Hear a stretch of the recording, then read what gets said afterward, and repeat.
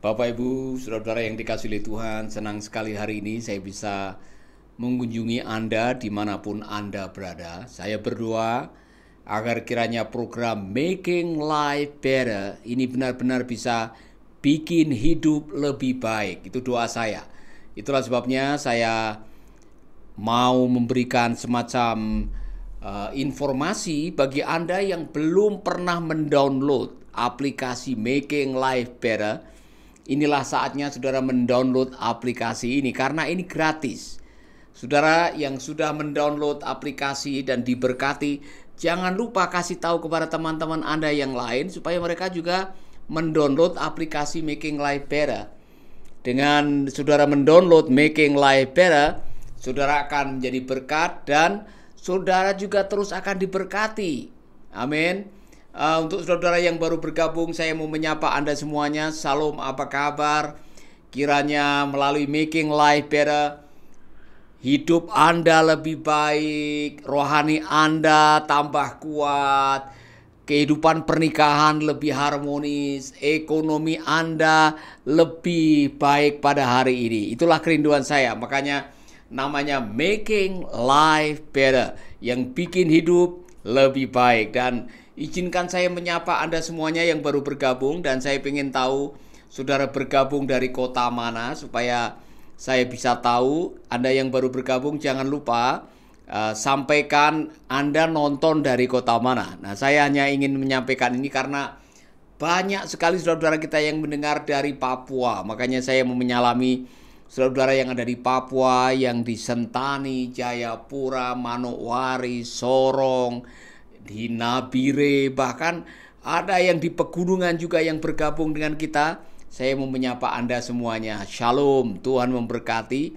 Saudara-saudara yang nonton dari NTT, ada banyak saudara kita yang dari NTT juga yang bergabung dengan Making Life Better. Saya ingin menyapa Anda yang dari Alor yang mendengarkan Making Life Better, dari Kupang, bahkan dari Soe, Atambua, dari Pulau Rote. Saya mau menyapa Anda semuanya, dan kiranya saudara-saudara Making Life Better benar-benar bisa menjadi berkat. Kemudian saya mau menyalami Anda semua yang dari Bali. Nah, ini sudah ada yang bergabung nih. Apren, Absalom, Nakmova, Kota Tabanan. Shalom untuk semua saudara-saudara yang ada di Tabanan. Saya mau menyapa Anda semuanya. Kiranya hari ini menjadi hari yang diberkati oleh Tuhan, dan senang sekali bisa menyapa Anda semuanya. Ini dari Papua, Ibu Enianto yang juga sudah bergabung. Kalau boleh saya tahu Ibu Papuanya di mana?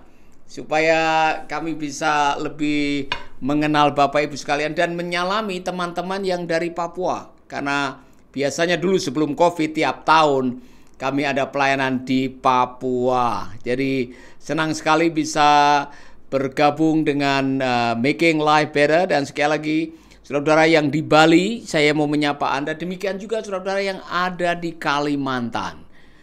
Khususnya banyak saudara-saudara yang dari Palangkaraya yang biasanya bergabung, dan juga dari Kalimantan Timur banyak yang bergabung juga di Berau dan sekitarnya.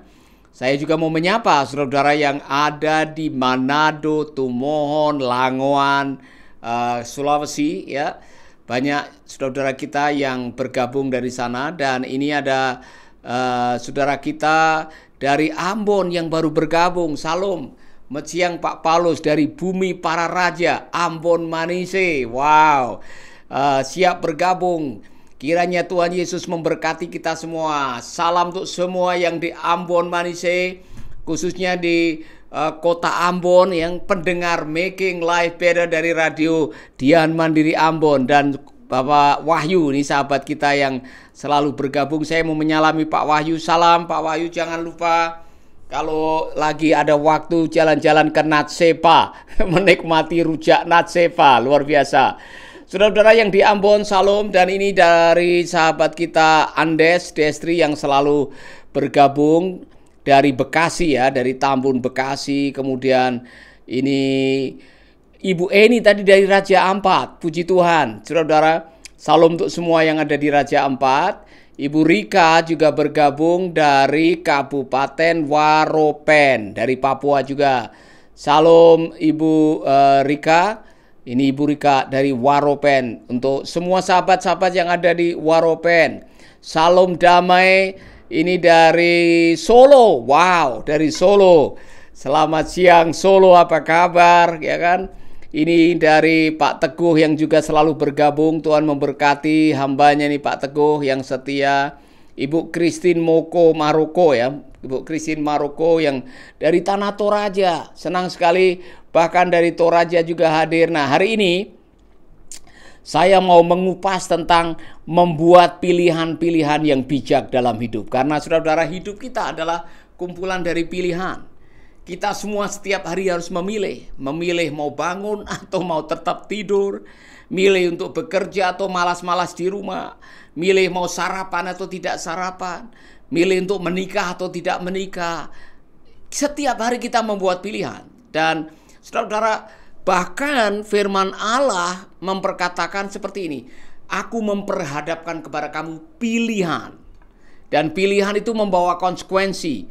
Pilihan yang membawa hidup atau pilihan yang membawa kematian. Nah, saudara-saudara, tentunya saya rindu saudara-saudara memilih untuk mendapatkan kehidupan. Karena setiap pilihan ada konsekuensinya. Amin. Dan saya mau mengajak saudara-saudara, tapi sebelumnya saya mau menyapa untuk semua saudara-saudara yang hari ini barangkali saudara perlu doa, perlu mujizat dari Tuhan. Saudara memerlukan semacam keajaiban untuk pernikahan, untuk ekonomi, untuk pekerjaan, untuk pelayanan. Jangan lupa tuliskan. Karena saya akan berdoa. Di akhir acara ini saya akan berdoa buat Anda semuanya. Dan saya akan meminta semua yang nonton juga ikut berdoa. Amin. Nah, lebih dahulu mari kita berdoa agar renungan kita pada hari ini benar-benar bisa menjadi berkat bagi kita semua. Mari kita berdoa. Bapa, kami bersyukur buat hari ini. Kami rindu agar hari ini kami akan diberkati. Dan kami rindu agar kuasa Tuhan akan bekerja buat kehidupan kami. Dan kami akan memiliki kehidupan yang lebih baik. Iman kami lebih baik. Dan kehidupan rohani kami lebih baik. Dalam nama Yesus kami berdoa. Amin, amin, amin. Baik, saya ada telepon. Saudara-saudara, nanti saya akan segera. Ya, baik. Saudara-saudara yang dikasihi oleh Tuhan, saya senang sekali hari ini kalau bisa bergabung dengan Anda semuanya. Dan seperti apa yang saya katakan tadi, saya ingin membahas tentang pilihan. Saudara-saudara, setiap hari kita harus memilih. Dan pilihan itu membawa konsekuensi. Salah pilih bisa salah konsekuensinya. Atau bisa membawa resiko yang berat dalam kehidupan kita. Iya kan? Itulah sebabnya saya mau mengajak saudara-saudara nomor satu yang sangat menentukan. Ialah memilih mau mengandalkan Tuhan atau mengandalkan harta kekayaan. Saudara punya pilihan tiap hari. Saya mau memberitahu kepada kita semuanya.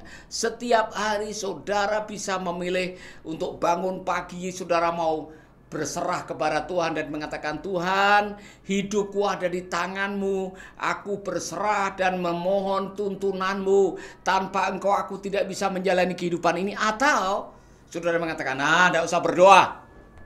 Tanpa doa saya masih bisa makan. Tanpa doa saya masih bisa beli baju baru, masih bisa bangun rumah. Ngapain harus berdoa? Anda punya pilihan. Tetapi saya berdoa agar saudara bisa membuat pilihan yang bijak. Apa pilihan yang bijak? Firman Allah mengatakan, berbahagialah orang yang mengandalkan Tuhan. Amin. Jadi kalau saudara suruh pemilih, ada dua ini. Berbahagialah orang yang mengandalkan Tuhan dan terkutuklah orang yang mengandalkan manusia. Saya harap saudara masuk dalam golongan orang yang mengandalkan Tuhan. Kenapa? Karena orang yang mengandalkan Tuhan digambarkan seperti tanaman yang ditanam di tepi aliran sungai. Yang akarnya merambat ke tepi batang air. Yang daunnya tidak pernah layu, yang berbuah setiap musim. Jadi orang yang mengandalkan Tuhan disebut berbahagia. Saudara pasti protes. Loh Pak, saya lihat orang-orang yang mengandalkan harta juga bahagia Pak. Saya lihat tuh orang-orang kaya itu kelihatan bahagia, kemana-mana bawa mobil mewah, tasnya penuh dengan uang, arlojinya, merek-merek yang mahal, kelihatannya bahagia. Nanti dulu. Alkitab kalau mengatakan sesuatu, kebenarannya bersifat kekal. Apa itu? Kebenarannya berlaku sepanjang masa untuk siapa saja, di mana saja. Itu maksudnya.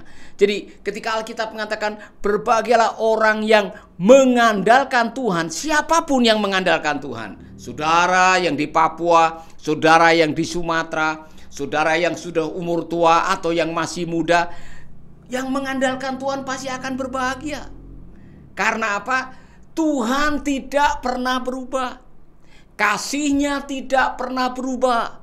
Kuasa-Nya tidak pernah berubah.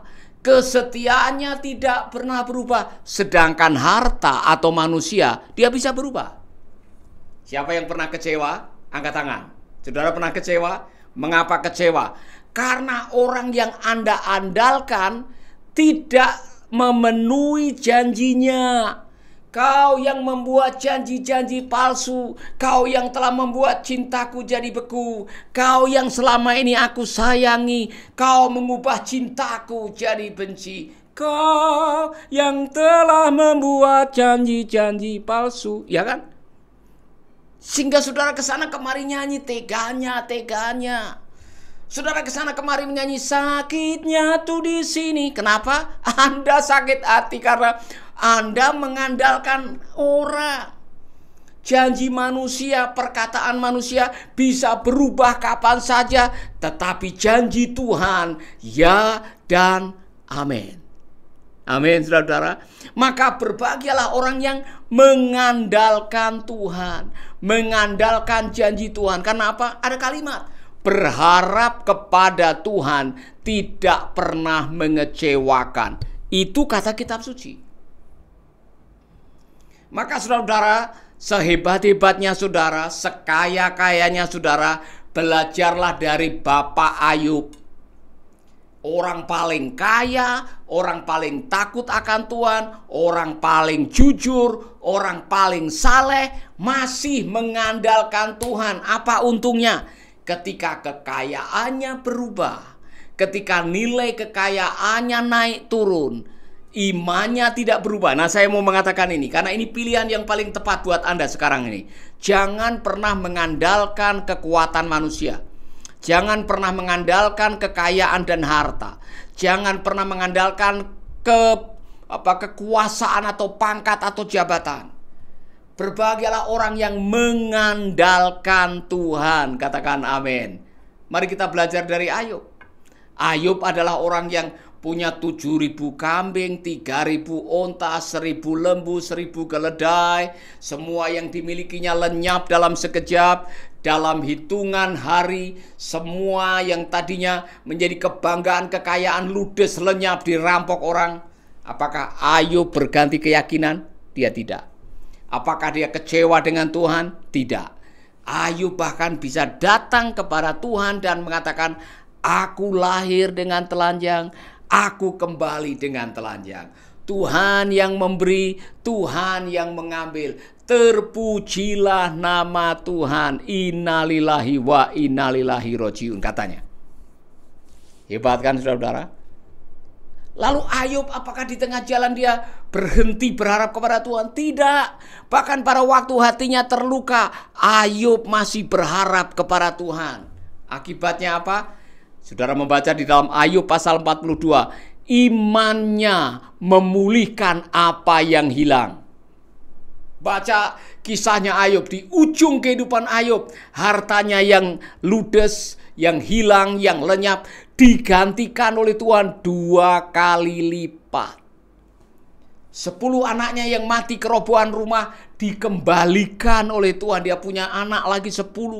Kualitasnya lebih baik. Harta kekayaannya dikembalikan, teman-temannya yang meninggalkan dia semua kembali untuk membangun persahabatan. Bahkan Ayub bisa melihat keturunan yang ketiga dan keempat. Ayub dipulihkan, kenapa? Karena dia tidak mengandalkan harta. Dia mengandalkan Tuhan. Imannya itulah yang mengembalikan apa yang hilang. Maka dalam hidup ini, kalau mau saudara diberi pilihan, mau mengandalkan Tuhan, mengandalkan kekuatan manusia, mengandalkan kekayaan, mengandalkan kekuasaan, saya mau saudara, andalkanlah Tuhan. Percayalah kepada Tuhan dan janganlah bersandar kepada pengertianmu sendiri, kata kitab suci. Artinya apa? Trust in the Lord. Haleluya. Orang-orang yang percaya kepada Tuhan, hidupnya seperti tanaman yang ditanam di tepi aliran sungai. Apa maksudnya? Tetap segar wajahnya. Meskipun musim kemarau, musim paceklik, ada tantangan, ada halangan, ada rintangan, wajahnya tetap bersinar. Karena apa? Akarnya merambat ke tepi batang air. Artinya Anda terhubung dengan sumber kehidupan. Orang yang mengandalkan Tuhan, dia terhubung dengan kehidupan. Makanya apapun yang terjadi tidak mempengaruhi aura wajahnya. Dia tetap segar, tetap memuji Tuhan, tetap menyembah, tetap haleluya. Tidak ada masalah. Karena apa? Imannya memelihara kehidupannya. Amin. Saya tidak tahu situasi saudara. Apakah saudara tergolong orang yang haleluyanya tergantung tanggal tua atau tanggal muda. Kalau tanggal muda, semangat datang ke gereja menyembah Tuhan, tepuk tangan, haleluya. Semua orang juga bisa. Orang yang bukan Kristen pun kalau tanggal muda bisa semangat, nyanyi, lompat, bisa. Bagaimana dengan tanggal tua? Ketika uang mulai menipis, persediaan makanan mulai berkurang, kemudian saudara sudah mulai was-was nanti bagaimana, masih bisa menyembah Tuhan, masih bisa menyanyi haleluya, masih bisa mengatakan bersukaria di dalam Tuhan. Atau saudara lemes, menyembah Tuhannya lemes. Ada orang yang karena hidupnya mengandalkan apa yang dilihat, bukan mengandalkan Tuhan. Kadang-kadang sukacitanya tergantung dari warna yang ada di dompet. Mengerti maksud saya ya? Di dompet ini ada warna. Sekarang ada warna merah. Masih ada warna merah. Wajahnya ikut merah. Haleluya. Tapi kalau di dompet ada warna hijau, wajahnya ikut hijau. Nah, saudara-saudara, saya mau mengajak saudara, belajarlah mengandalkan Tuhan. Karena orang yang mengandalkan Tuhan punya apa? Survival spirit. Apa itu survival spirit? Roh bertahan, ketabahan hati, kesabaran menanggung kesulitan, ketabahan menanggung penderitaan, sehingga masih bisa menyanyi saat hidupnya sedang diuji, masih bisa mengasihi meskipun dibenci, masih bisa menyembah meskipun dapat musibah, masih bisa memuliakan Tuhan meskipun ada banyak tekanan dalam kehidupan. Bagaimana dengan saudara? Iman saudara kuat hari-hari ini? Masih bisa menyembah Tuhan? Atau saudara sedang dalam keadaan, aduh Pak, saya sudah sampai di ujung nasib. Harapan sudah pupus, tidak berani menatap hari esok, lagunya hanya satu. Oh ya nasib, mengapa begini? Ya nasib, ya nasib. Kalau saudara masuk dalam golongan ya nasib, Anda sudah kehilangan pengharapan dan iman kepada Tuhan. Dan Anda yang sudah sampai mengucapkan kalimat, aduh Pak, ini sudah nasib saya. Aduh Pak, saya sudah tidak berani berharap lagi. Aduh Pak, masalah datang bertubi-tubi. Aduh Pak, saya tidak sanggup menjalani kehidupan ini. Saudara sedang membahayakan hidup Anda. Kenapa? Karena Anda sudah di ujung keputusasaan. Orang yang putus asa adalah orang yang sangat membahayakan imannya sendiri, membahayakan kehidupannya sendiri. Berapa banyak orang yang nekat bunuh diri karena putus asa. Saudara-saudara, saya mau mengajak saudara-saudara, jangan pernah mengandalkan manusia. Jangan pernah mengandalkan kekayaan. Jangan pernah mengandalkan pangkat dan kedudukan. Dalam keadaan apapun juga, belajarlah mengandalkan Tuhan. Maka Pilihlah hidup dengan iman, bukan dengan penglihatan. Hidup mengandalkan Tuhan, bukan mengandalkan kekayaan atau mengandalkan manusia yang fana. Saya mau cerita sedikit ini, saudara. Belajar dari seorang bapak yang mati mendadak gara-gara nilai hartanya berubah. Beberapa tahun yang lalu saya diundang pelayanan di Lumajang. Dan saya tinggal di sebuah hotel yang malam itu pada waktu saya mau tidur tiba-tiba dikagetkan dengan suara bunyi sirena ambulan. Kemudian saya keluar dari kamar hotel, saya lihat ternyata ada seorang bapak yang dibawa ke rumah sakit. Konon sebelum sampai rumah sakit bapak itu meninggal. Karena apa? Ternyata penyakitnya kambuh ketika dia nonton di sebuah televisi ada berita kalau ada bank yang dilikuidasi. Bank BHS waktu itu, Bank Harapan Sentosa. Mengapa tiba-tiba dia langsung jatuh anfal, kemudian mati? Karena dia punya harta di situ 200 juta. Mengetahui bahwa hartanya mungkin tidak bisa dikembalikan, langsung dia stres, dia stroke, dan dia sekarat, dan akhirnya dia meninggal dunia. Nah, saya mau mengatakan ini kepada Anda semuanya, jangan pernah mengandalkan harta, kekayaan, pangkat, dan kedudukan, karena semuanya bisa berubah seketika, bisa berubah kapan saja, nilainya bisa naik turun. Nah, orang yang mengandalkan harta, akhirnya sukacitanya tergantung dari nilai hartanya. Tetapi orang yang mengandalkan Tuhan, dia akan tetap mengandalkan Tuhan apapun juga situasinya. Amin, saudara-saudara. Belajar dari Bapak Ayub tadi, dan Ayub membuat pilihan yang benar. Ia tetap mengandalkan Tuhan. Bahkan di akhir kehidupannya Ayub tetap percaya kepada Tuhan. Meskipun istrinya pernah mengajak Ayub untuk bunuh diri. Loh, kok ada istri mau ngajak bunuh diri? Di mana Pak ayatnya? Memang ibu Ayub tidak mengatakan ayo kamu bunuh diri, tapi ibunya mengatakan masih mau setia dengan Tuhan Allahmu? Kutukilah Tuhan Allahmu. Mengutuki Tuhan Allah itu ujung-ujungnya kematian. Jadi kalau saudara berani mengutuki Allah, artinya Anda bunuh diri. Ayub dalam keadaan stres. Dia baru saja kehilangan nilai kekayaannya 12 miliar. Istrinya mengatakan masih mau setia kepada Tuhan. Kutukilah Tuhan Allahmu. Saudara, Ayub marah dengan istrinya.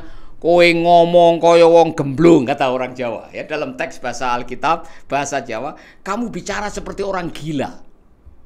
Apakah kamu hanya mau menerima yang baik dan tidak mau menerima yang kurang baik dari Tuhan?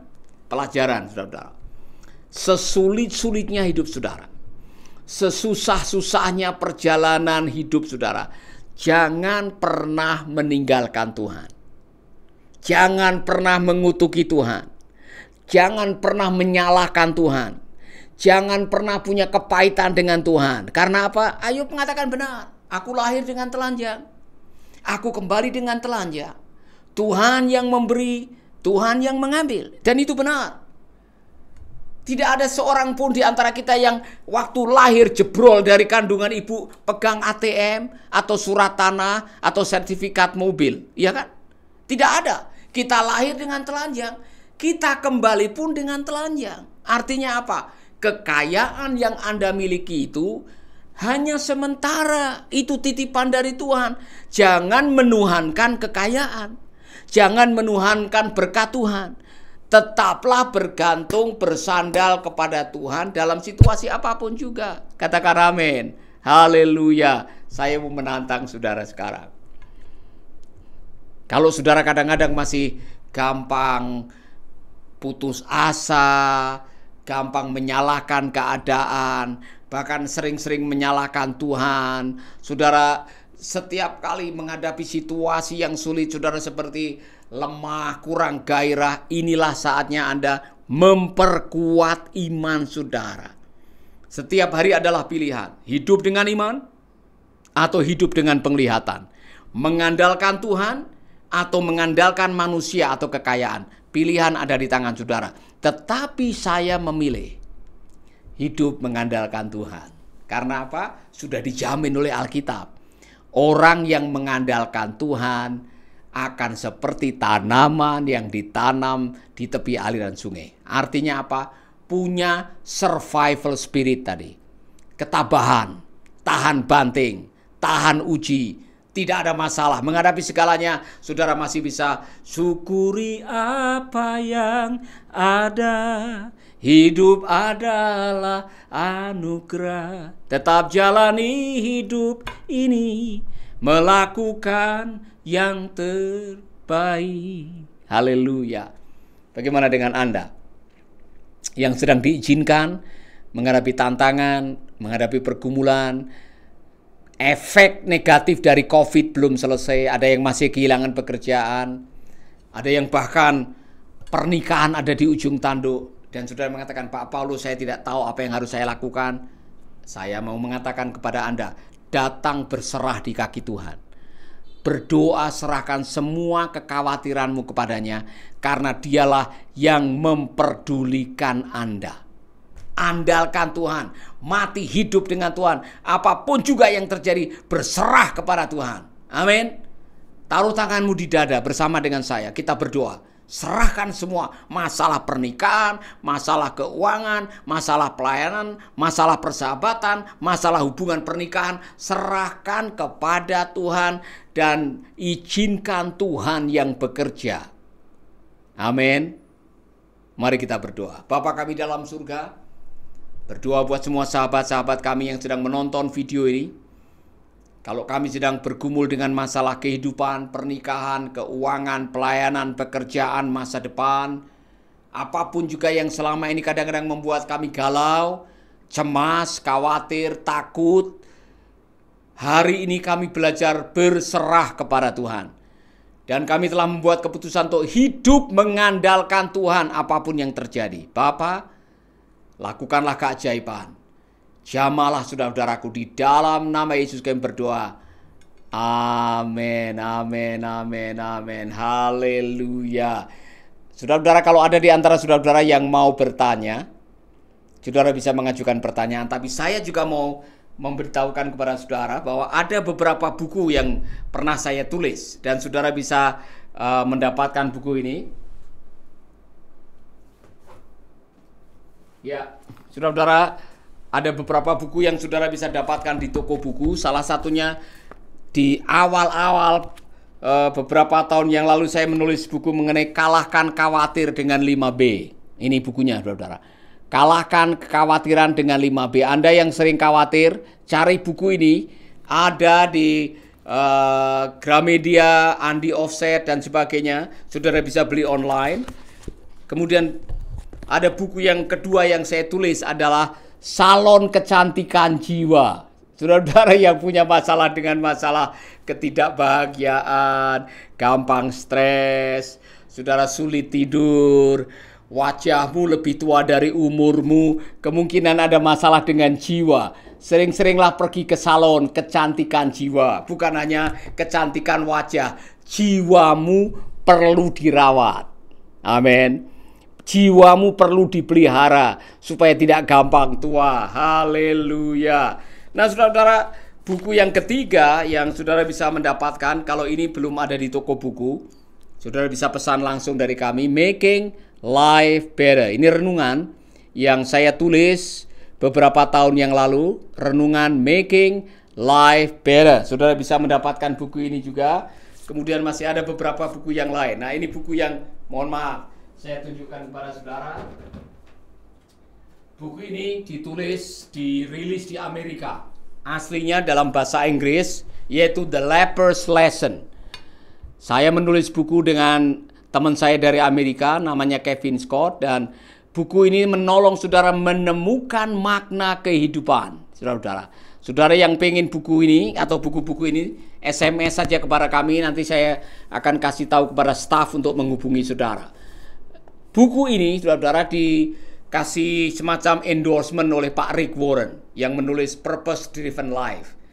Pak Rick Warren mengatakan begini, buku ini memberi pesan kuat yang menyingkapkan banyak pertanyaan penting akan hidup dengan cara membuat pembaca penasaran. Scott dan Wiratno, Paulus Wiratno maksudnya, telah menulis buku yang tak lekang waktu. Ini kata Pak Rick Warren. Jadi saudara-saudara yang pengen buku ini, saudara bisa SMS, nanti ada staf saya yang akan memberikan informasi mengenai bagaimana mendapatkan buku itu, saudara-saudara. Dan buku ini bukan tulisan saya, tetapi kami yang menerjemahkan dan mencetak khusus buat pria. Dengar, Model Man. Ibu-ibu, belikan buku ini untuk suamimu.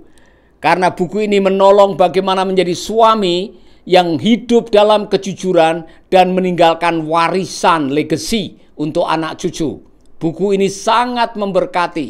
Kami sudah mencetak yang ketiga. Buku ini sangat menolong sekali. Jadi saudara-saudara yang pengen ada atau memiliki buku ini, nanti hubungi Ibu Devi.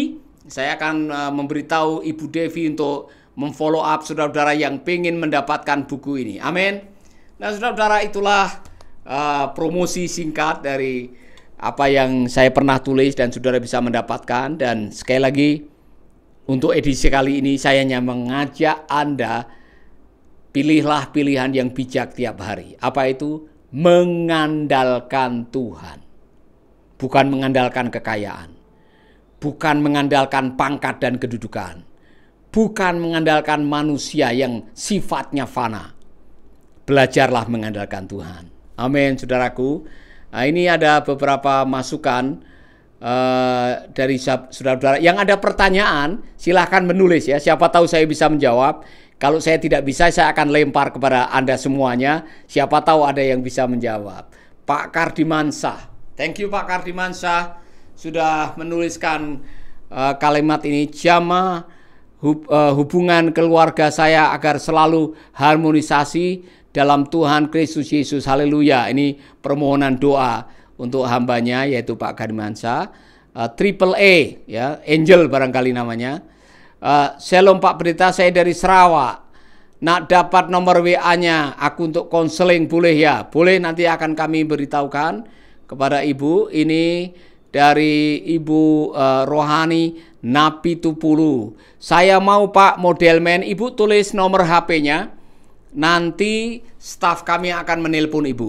Ya, jadi saudara-saudara yang Model Man, terutama yang sudah menikah dan mau menikah, baca buku ini. Bagaimana menjadi pria yang berintegritas, menjunjung tinggi kejujuran, mewariskan legacy yang baik untuk anak cucu, dan menjadi suami yang dicintai istri. Ini buku bagus sekali. Dan sebagian saudara-saudara sudah membaca ini. Sedangkan buku ini untuk saudara-saudara yang selalu sibuk pergi ke salon, ya kan? Anda menghabiskan uang ratusan ribu untuk meluruskan rambut, meremak wajah supaya kelihatan awet muda. Jangan lupa sisihkan uang saudara untuk manusia batiniah saudara. Jiwa saudara perlu dirawat. Jiwa saudara perlu dipercantik juga. Amin. Yang bingung menemukan makna hidup, baca bukunya Pak Paulus Wiratno, Menemukan Makna Hidup. Dengan menjawab pertanyaan-pertanyaan yang ada di dalam buku ini, saudara-saudara, akan menolong saudara di akhir kehidupan saudara. Saudara menjadi orang-orang yang pada akhirnya bahagia karena sudah menemukan makna hidup. Saya mau menyalami hambanya Pak Sam Mulyadi dari Malang. Apa kabar Pak? Bagaimana kesehatan Bapak dan bagaimana pelayanan? Ini luar biasa. Pak Sam ini punya pengalaman hampir mati, koma dan sebagainya di rumah sakit berhari-hari. Tapi Tuhan menyelamatkan hambanya dengan cara yang luar biasa. Saudara-saudara, ini Ibu Eko Apriani mengatakan hidup mengandalkan Tuhan sesulit sesusah apapun. Jalani proses kehidupan. Saya katakan amin. Kadang-kadang tidak ada pilihan lain, Bu, dalam hidup ini, ya kan? Tidak ada pilihan lain kecuali berserah. Bukan menyerah, berserah. Beda saudara, kalau saudara menyerah, saudara pasrah dengan keadaan, kemudian nyanyiannya, oh ya nasib, itu namanya menyerah. Tapi kalau kita berserah kepada Tuhan, kita mengaktifkan iman kita dan membiarkan Tuhan bekerja, bagian kita adalah do your best and God will do the rest. Lakukan yang terbaik yang saudara bisa lakukan. Sisanya yang tidak bisa saudara lakukan, serahkan kepada Tuhan. Katakan amin. Saudara, itulah hari ini apa yang saya sampaikan kepada Anda semuanya. Kiranya apa yang baru saya sampaikan bisa menjadi berkat bagi kita semua. Ini Ibu Rohani Napi Tupulu kirim SMS bunyinya, Pak, saya mau tanya. Saya lihat cacar monyet kok kayak nubuatan Wahyu 16, malah petaka bisul dari Tuhan. Saudara-saudara, saya yakin semua yang terjadi di akhir-akhir ini adalah bagian dari penggenapan firman Tuhan, termasuk peperangan yang terjadi Rusia dengan Ukraina, apa yang terjadi di Israel, COVID-19 yang masih belum selesai. Semuanya adalah bagian daripada penggenapan pewahyuan yang nantinya menuju kepada akhir, klimaks. Yesus akan datang. Tetapi ada tanggung jawab yang belum selesai. Beritakan kabar baik ke segala makhluk, segala suku, segala macam unreached people yang belum terjangkau. Makanya saya mau mengatakan kepada kita semua, Bapak Ibu dan saya punya tanggung jawab yang belum selesai. Kabarkan berita keselamatan. Memberitakan Injil itu bukan hanya tugasnya pendeta dan hamba Tuhan. Kita semua go and make disciple. Amin. Beritakan kabar baik. Kita semua punya tugas. Tosa Madu mengatakan mohon doanya supaya ibu saya cepat sembuh dari stroke. Amin. Kita doakan saudara yang barangkali baru menyusul, saudara perlu mujizat, perlu keajaiban. Seperti janji saya di akhir renungan ini, saya mau mengajak Anda semuanya bersatu. Mari saling mendoakan, saling menguatkan, saling mengingatkan, supaya kita bisa memiliki kualitas hidup yang bisa menjadi berkat. Mari kita berdoa. Bapa kami dalam surga, kami berdoa sekali lagi untuk saudara-saudaraku yang sakit, penyakit dalam, penyakit luar, apakah itu menyangkut tekanan darah, stroke, saraf, diabetes, paru-paru basah, apapun juga namanya.